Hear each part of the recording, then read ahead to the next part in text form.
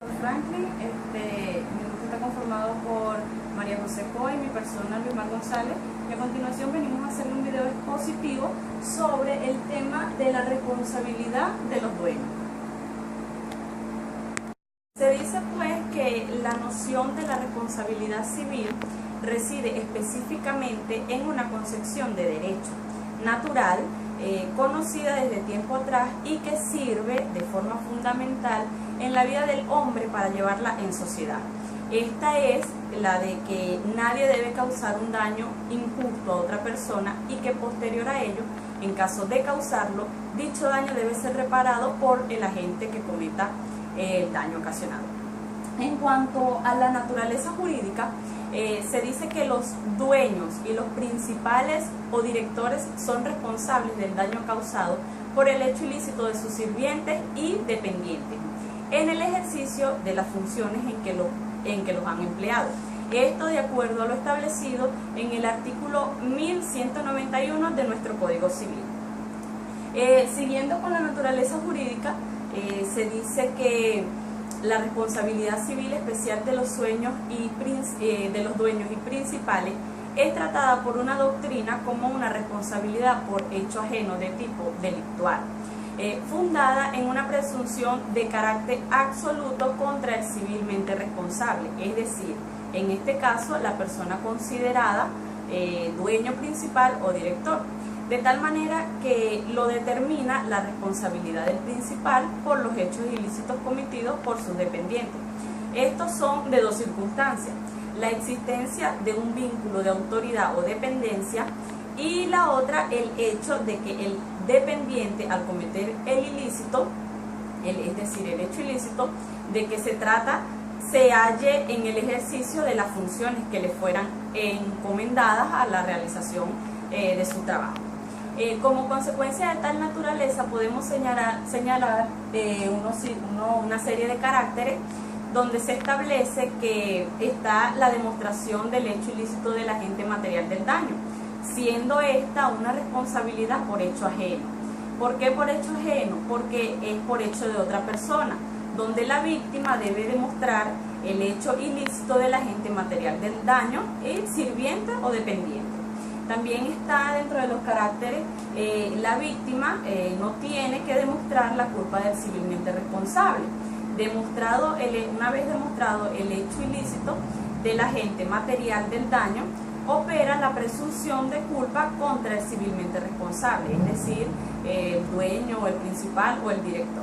Se dice pues también que la presunción es de carácter absoluto, pues no se permite efectuar la prueba en contrario, tal como sería la ausencia de culpa.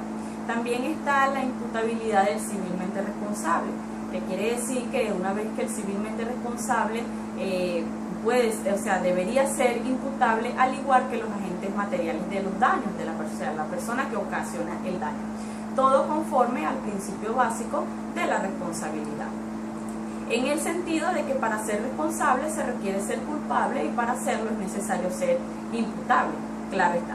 También está la coexistencia de las responsabilidades, donde se establece que la responsabilidad del civilmente responsable coexiste con la del agente material del daño, que se sobreentiende como el sirviente o el dependiente que está bajo del patrón. La víctima puede escoger entre demandar la indemnización del civilmente responsable o del propio agente material del daño, en demandar al dueño o principal o al sirviente dependiente. No es más que el efecto fundamental de la finalidad para la cual se ha establecido las responsabilidades especiales, como la protección a la víctima, en lo posible ofreciéndole las responsables. Por último está la responsabilidad frente al tercero. Se dice que la responsabilidad del civilmente responsable opera solo frente a los terceros. La víctima debe ser una tercera persona frente al dueño o al principal, que es quien va a responder por el daño, y que en caso de no serlo, si se tratase, por ejemplo, de un sirviente o un dependiente que sufre un daño ocasionado por otro subordinado del dueño o el principal actuando en ejercicio de su función, la responsabilidad de este tipo contractual sustituirá la delictual. También está la acción del reembolso del civilmente responsable contra el agente material del daño, que quiere decir que si el civilmente responsable indemniza a la víctima, tiene acción contra el agente material del daño para obtener el reembolso por la respectiva indemnización. También tenemos, y por último, en cuanto a mis puntos a desarrollar, las teorías que respaldan la responsabilidad de los dueños. Tenemos principalmente la teoría clásica o de responsabilidad personal, que se basa en la responsabilidad del dueño o el principal en la idea de culpa personal del civilmente responsable. Este se presupone que responde porque ha incurrido en una culpa propia, es decir, en esa culpa que es para unos consciente en un defecto o falta de vigilancia sobre el dependiente o en una mala, defectuosa elección del mismo, o sea que se eligió a la persona no adecuadamente para su labor o X cosa.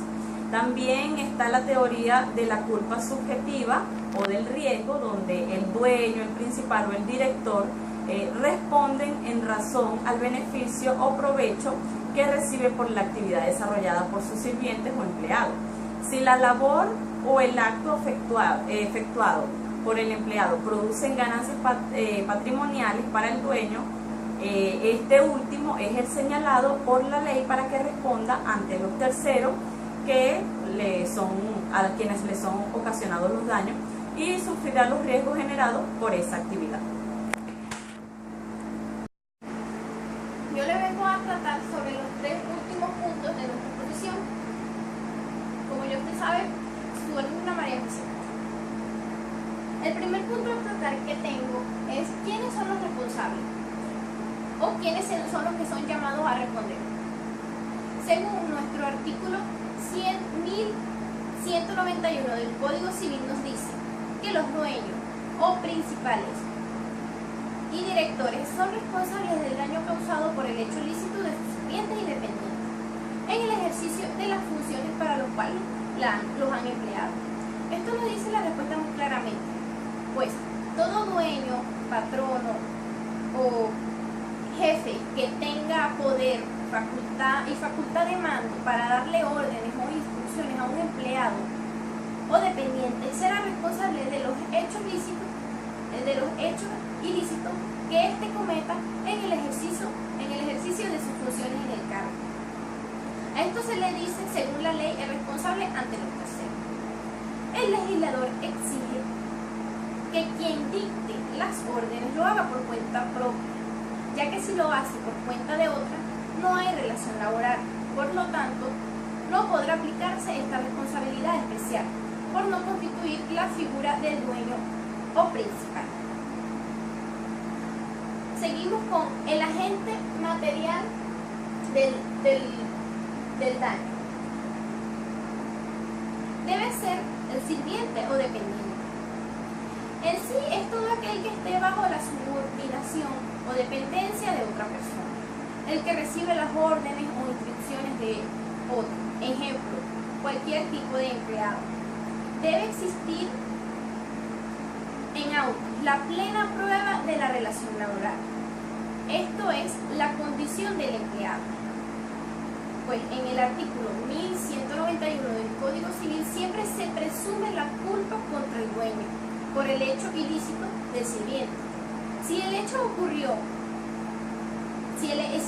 ocurrió bajo el servicio o bajo las funciones en el cargo, de nada le sirve al dueño principal demostrar que él no incurrió en la culpa, pues significa que aunque así lo acredite, la ley de igual forma lo sanciona y lo obliga a reparar los daños.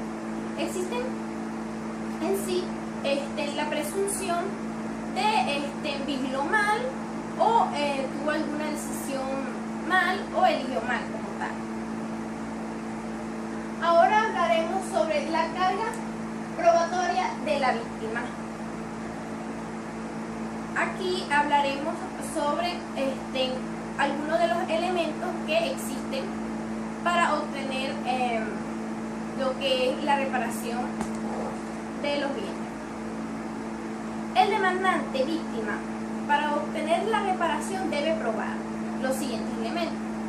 Primero, que el demandado sea de carácter o de la figura de dueño, principal, jefe o patrón. Debe tener este carácter.